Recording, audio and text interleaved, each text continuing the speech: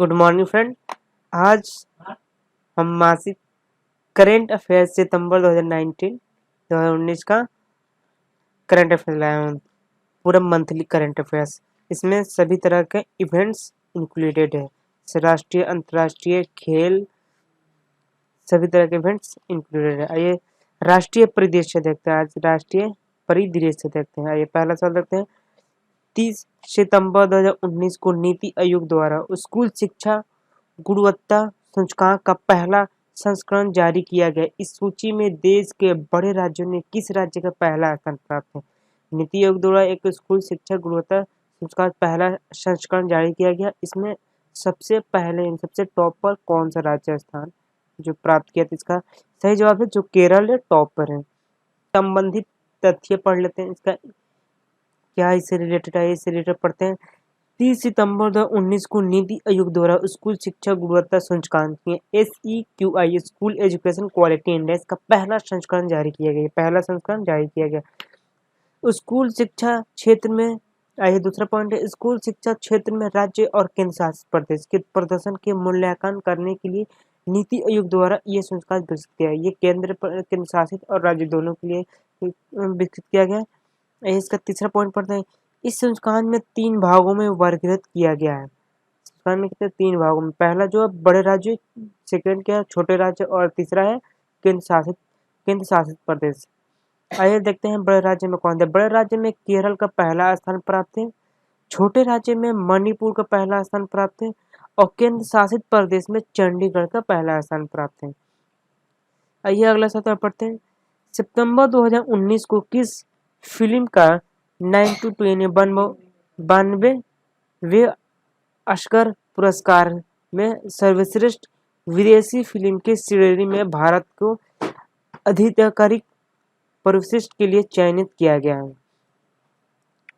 तो किसको किया गया? तो सही जवाब है गली बॉय को किया गया है। आइए निर्देशक जो है अख्तर द्वारा निर्देशित ये फिल्म ऑस्कर पुरस्कार से सर्वश्रेष्ठ विदेशी फिल्म की श्रेणी में भारत का प्रतिनिधित्व करेगा। इसका दूसरा पॉइंट है, प्रसिद्ध अभिनेत्री एवं फिल्मकार अपूर्णा सेन इस वर्ष चयन समिति के अध्यक्ष थे। आइए अगला सवाल बढ़ते हैं। 19 से 23 सितंबर 2019 के मध्य मंगोलिया के राष्ट्रपति भारत की राजकीय यात्रा पर आए हैं। मंगोलिया के राष्ट्रपति कौन है? आइए इसका सही जवाब देते हैं। मंगोलिया के राष्ट्रपति हैं खल्तमागीन बतुल्गा। आइए इसका संबंधित तथ्य पढ़ते हैं। 19 से 23 सितंबर 2019 को मध्य मंगोलिया के राष्ट्रपति भारत के राष्ट्रीय दौरे पर है। दूसरा पॉइंट है, विगत 10 वर्षों में किसी मंगोलियाई राष्ट्रपति के ये पहला भारत का दौरा है। तीसरा पॉइंट है, मंगोलिया के जिन वस्तुओं को निर्यात किया जाता है उनमें से मुख्य रूप से दवाइयों, खनन, मशीनरी आदि शामिल है। मंगोलिया में से जिन वस्तुओं का आयात किया जाता है उनमें मुख्य रूप से कच्चा ऊन शामिल है।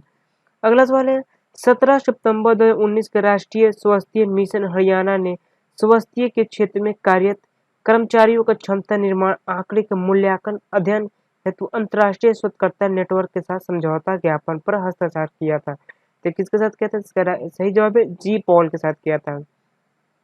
इसका संबंधित तथ्य पढ़ लेते हैं।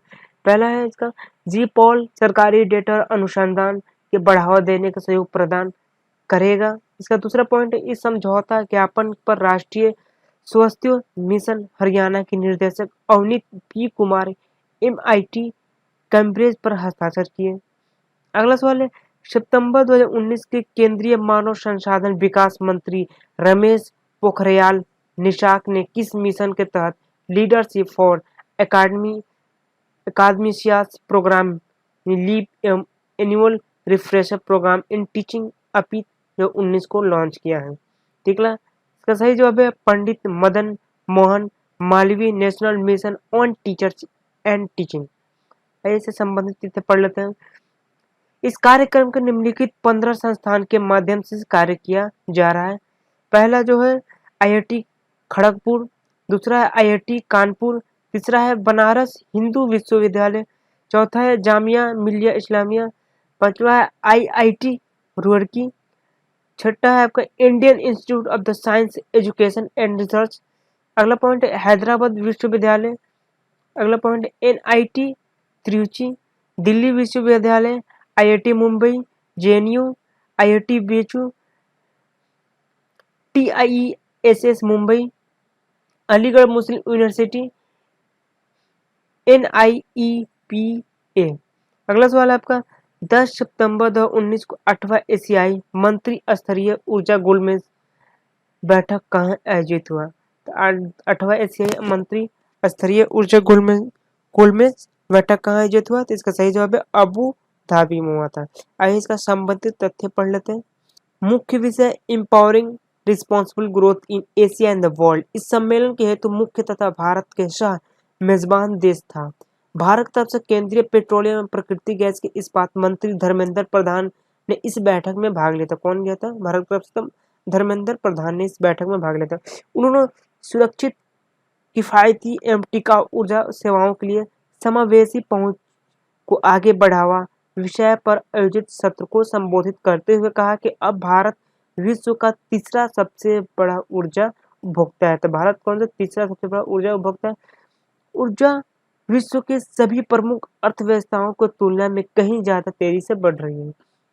अगला सवाल है 8 से 9 सितंबर 2019 का मध्य पूर्वोत्तर परिषद 68वां पूर्ण सत्र कहाँ आयोजित हुआ? इसका सही जवाब है गुवाहाटी में आयोजित हुआ।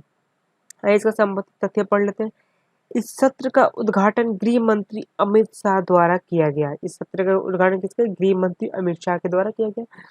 इस दौरान गृह मंत्री ने घोषणा की कि पूर्वोत्तर में समाज वंचित वर्ग और प्राथमिकता वाले क्षेत्रों को वित्त पोषण हेतु पूर्वोत्तर परिषद अपनी निधि की 30% के प्रदान करेगा।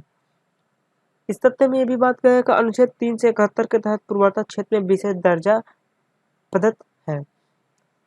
अगला सवाल है 8 सितंबर 2019 को केंद्रीय मानव संसाधन विकास मंत्रालय ने देश के 5 सरकारी उच्च शिक्षण संस्थान उत्कृष्ट संस्थानों का दर्जा दिया। इनमें से कौन सा संस्थान शामिल नहीं है? तो कौन सा संस्थान शामिल है? इलाहाबाद विश्वविद्यालय शामिल नहीं है।